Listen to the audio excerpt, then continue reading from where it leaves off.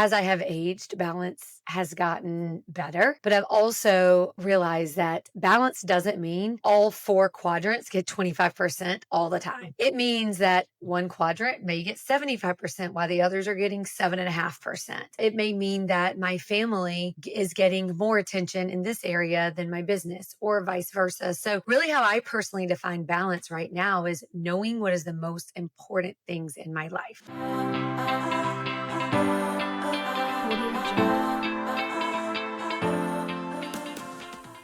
Well, hello and welcome back to the Women of Fort Mill podcast. I am Kelly and I am so excited to be partnered up here with my incredible co-host, Leah. We are so glad that you are here. And Leah, I'm so excited for our episode today. Today, we're diving into the myth of balance, like how real women actually make it work. What are your thoughts, my thoughts on balance, and like how do we create it? So welcome to today's episode, Leah. Are you excited about our topic today? I am, because I think a lot of us don't even like the word balance because we're like, doesn't exist. There just needs to be a new definition. And I think it's sometimes a different definition for each of us. There is not just one. And so I'm excited to unpack this and talk about real life things and what works for each of us. Yeah. So, you guys, if you have been listening to us, you know we're making a little bit of a shift and we're having real, unfiltered kind of conversations here between Leah and I about different topics. And one topic that we have heard from you, and that is a hot topic amongst women, amongst mothers, is balance. And the myth of it, is it even real? Can we have it? Is it just another buzzword? I know that we often think as women that we're dropping the ball on something, whether it's our home life, whether it is work life. If we're doing excelling in this area, that means something else is falling behind. But we're going to just get into today and really kind of talk about the specifics of what that looks like for Leah and what that looks like for myself. So Leah, why don't we dive into this topic? Yes. Well, and the other aspect is just becoming okay with knowing that things will come up instead of going into crisis mode where, oh my gosh, this thing derailed me. Instead, okay, this is just another thing and it's not a big deal. We just continue on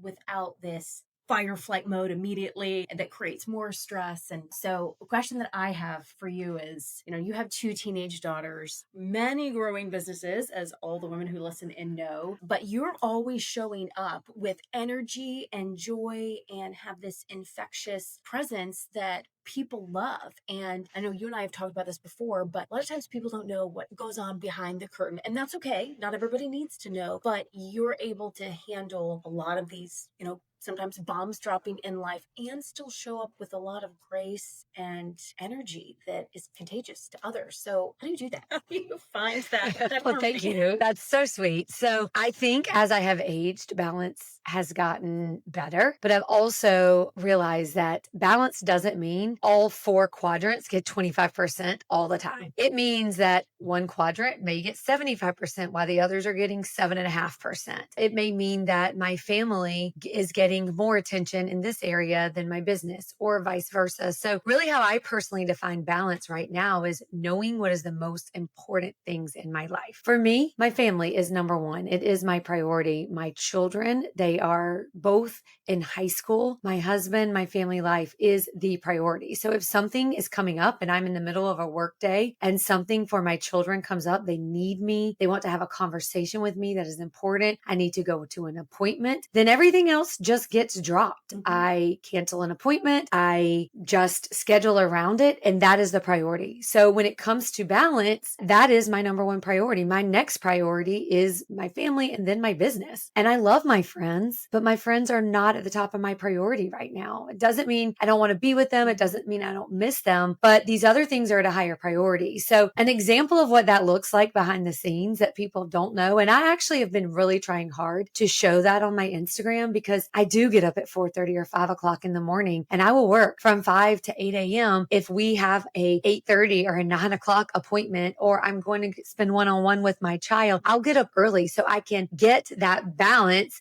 that part of my work day that I need to get done. I want to get done. I shouldn't say that I need to. I want to get it done. There are goals I have in that I have to put time into to make the goals happen, but I will not do that and sacrifice the other things in my life. There's also times that I fully believe you you have to be planted and be where your feet are. And so that means putting down the ongoing constant to-do list, the constant reminders, the constant messages and emails that we all can do. It means putting it down and being in the moment, whether that moment is with your friends, with your family, with your job, whatever it is, but it is being where your feet are planted. And for me, that is what balance looks like at this stage of my life. It doesn't mean that everything is split equally. It means that my time is where my top priorities are. And that right now is family and my business. So Leah, I want to ask you, like, you have a toddler, a very, very busy toddler. You're building this incredible financial business and you give back so much. You're always at events. You're always promoting and helping nonprofits. And what's the area when you don't feel balanced, or how are you navigating, like managing all the things that you're managing? I am still learning, so I haven't mastered everything. But what I will say is that some of my biggest areas of growth within the last few years, but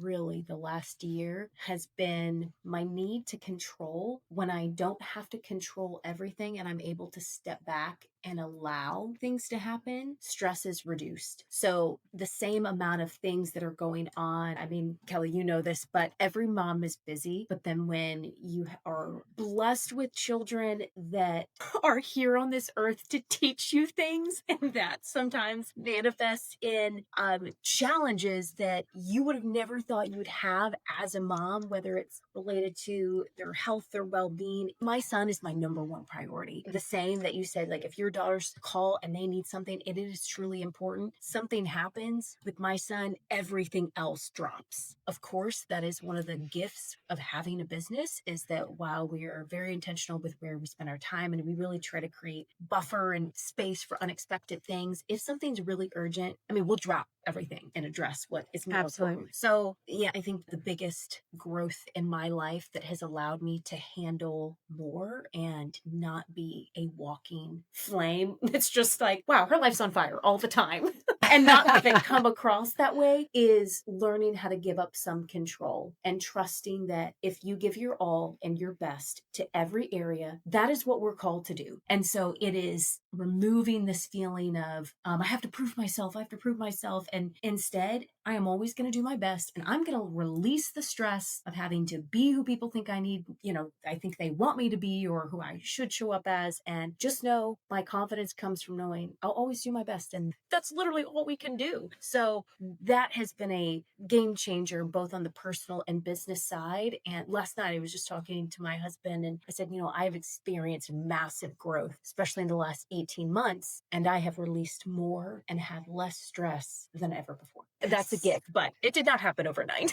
I had to learn the hard Yes. way. I got goosebumps when you said that. And what a blessing, like these lessons that we get to learn and just show up and be better year after year. So what a blessing. Yeah. I mean, it's learning from other women. I think we talk about this all the time, but the importance of the people you are around, whether it's in business, who you choose as your friends, that too, having friends that understand you have family, they come first, you're building a business. We cannot have people in our lives that are offended if we can't hang out all the time. That means they're not the right people to have in our life. So I think that's super important too. But you work with a lot of women who are maybe in a similar phase of life as you, but I think a lot of them look up to you because you have learned many of these lessons, and you truly are such a good example of keeping your values at the top of your list and letting all the other life things surround it. So what are some things, because you do lead teams of people, I mean, you have all these businesses, you're Yes. leading teams and women, and what are some pieces of advice that you give to them, whether it be through training or you just living out your life and they're learning from you, that I think other women could learn from in terms of navigating a really busy season of life and managing quickly growing businesses? Yeah. Yeah. It's amazing. I will say, I think I'm learning in that I have a great foundation, but I learn from my teams, whether it's my Sport Clips teams or whether it is my LEMD teams. I learn from them every day. And I think that always being a student and always learning from you, learning from the women here in Fort Mill, treadmill and constantly pouring into myself, the number one thing I think is leading by example and not just coaching and saying, this is what you should do, but it's actually doing it. So when I talk about like setting up my day and like setting my priorities, I don't just say these are my priorities. I live that these are my priorities. Yep. And if I ever fall out of line, which I do all the time, I quickly will readjust myself and I have those accountability kind of check-ins for it. And I think that you can say, one of the things I always say when we are hiring a manager, an assistant manager, or someone that I work closely with at our sport clips businesses, I'm like, I can tell you all day long how we lead, but let me show you how we lead. Like we will prove to you how we lead through our actions, not by what we say. And I really believe that in every relationship in my life, specifically when it comes to women, because I do feel like people knowing you care, like they're not going to remember what you say, but they're going to remember how you made them feel. Right. Yeah. You know what I mean? Yeah. But I think it's so important. And I think that that is something that is incredibly key. And, you know, Leah, you're surrounded around one of the very first things when I met you and begin to, I will never forget the very first event of yours that I came to that you were a host, because full transparency, I am very boundary driven around my time. I just don't go to events and meet people. It is a time thing, and I will only invest my time where I know that I'm going to meet quality people. And full transparency, we don't have a lot of that in this area where I felt like I could do it all the time. Now, our Women's Business League, that is something I will always pour into because those women are amazing. That's where you and I met. But I will never forget the very first event around Valentine's Day a year and a half ago where I came and I was like, wow, Leah Williams is surrounded around the most amazing women. And now that I have gotten to know you, that is because that's what you attract, because that's who you are. And not only are you yourself attracting that, but everybody is so high performing. Everyone is, you know, constantly trying. They're not saying like I'm the best, but they're saying I'm trying to be my best. And I think women sometimes may look at you and may look at some of the other people that you surround yourself and say like, I wish I knew more, or I wish I could do that, or she's doing it all. What is some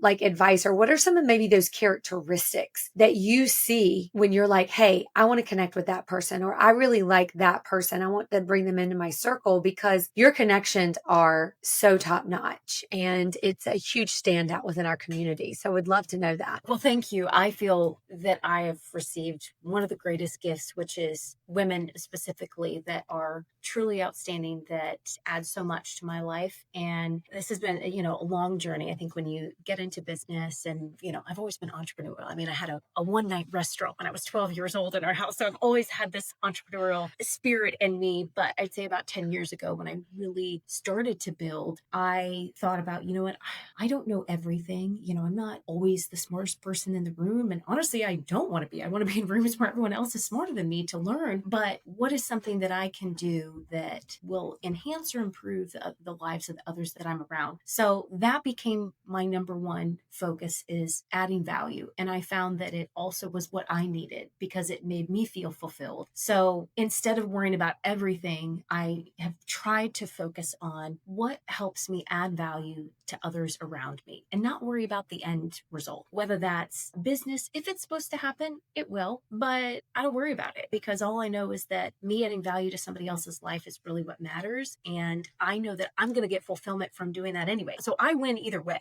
And I think from doing that, it helps attract women that carry that same characteristic, that are working on themselves and wanting to grow. And you come across people where you don't feel the energy, you don't feel the connection, and they just kind of fade out of your life. And then the ones that stay are the ones who have a lot of commonalities in personal growth, business growth, and wanting to add value too. So I think that's been the key to me being gifted with so many really outstanding women, yourself included, who I look up to and respect so much, is focusing on value and letting the other things fall into place. And that means some of the things that I pursue and want to learn just help me add more value as I'm talking. In fact, building your network means that you can add more value, because now when someone needs a connection, you're like, oh, I know the most fantastic women that you have to meet. That's value. So yeah, I have truly been the biggest recipient of goodness from having these women in my life. But I believe that is why I'm able to have so many wonderful connections, is because I don't care about end results. It's just if our energies connect and I can add value in some way. In fact, I get upset when I can't add value. If I meet someone and I love them, I'm like, man,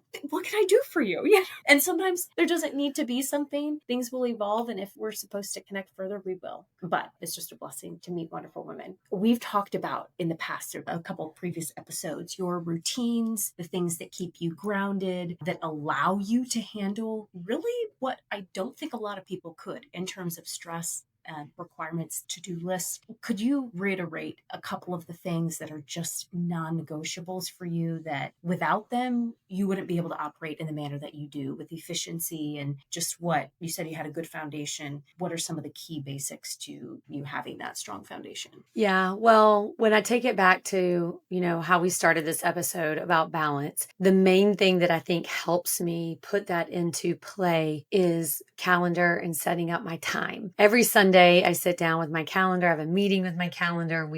I look through the week, and the first things that go on there are my time for myself, meaning the gym, my routine, spending time on me. And talking about balance, I mean, that usually is anywhere from 30 minutes to an hour and a half, 7 days a week. And it's me being grounded. It's the only way that I know I can pour into myself so I can show up for everyone else, my family, my teams. That is number one and first most, because I've got to have it on my calendar, because if not, my day wakes up and life takes over. And that's where the balance doesn't happen. And so putting time on there with each of my kids one-on-one, putting time on there with my husband, putting time on there, when I can, and have it with those friendships. It may be, there are some friendships that I literally make plans 2 months in advance, but that's what it's like sometimes. That's how busy things are, right? But to be able to really create that balance, the number one thing that I have to have is scheduling my time out on a calendar and knowing where my priorities are. And the things that don't get moved around are the family time. The things that don't get moved around are the one-on-one times with my children, with my husband. Now, I may say, hey, I need to shift it from 2 to, maybe we're spending 2 to 4 o'clock together, but I need to shift it to 3:30 to 5:30. But we are pretty standard on what that looks like. And that all is set up the beginning of the week, because then I'm not winging it. If you don't set up your calendar, it's Friday and you're like, well, gosh, my number one goal and my number one balance I need to have in life is serving myself and my family. And I look back on, this past week, and I didn't do that at all. But if you set it up for the week and you put it on your calendar, it will happen. Right. And that is your goals too with anything. So,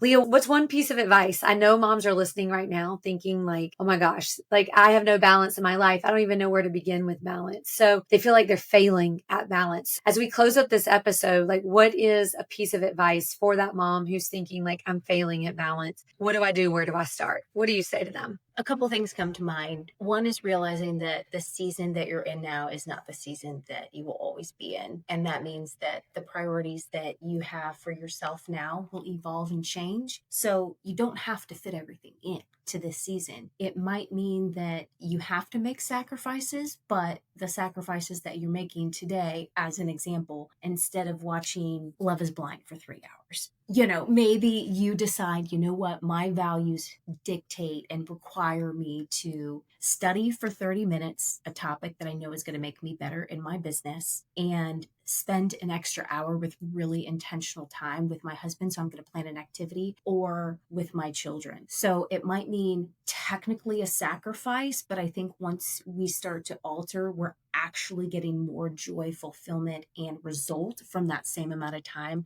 just spent on more intentional activities. So I think sometimes it's just interchanging certain things that we are kind of on autopilot, where we all need downtime, but maybe downtime can look different and technically be more productive. Maybe it will really fill our spirit instead of, and now that I'm saying watching Love is Blind is bad, I've definitely been the person to watch a few episodes in a row. But that, I think, can help us feel like we're growing, because as women, we need that. We need to feel we're making progress. And one of the worst feelings is that we're just stagnant. or that we're falling behind. So that will be one thing that gives you internal confidence, is making a slight change and you proving to yourself, I get to decide how I spend my life. I'm not a victim of my life. These things aren't happening just, and I can't do anything about it. I get to choose where I spend my time. And I think that intentionality brings forth more happiness, more progress in a lot of areas. But for whatever season you're in, I would write down 2 to 3 things where everything that I do has to be in line with these 2 or 3 things. And if it doesn't line up, then I do not do it in this season. And that might mean saying no to a friend. It might mean that you can't sign up for the thing. I mean,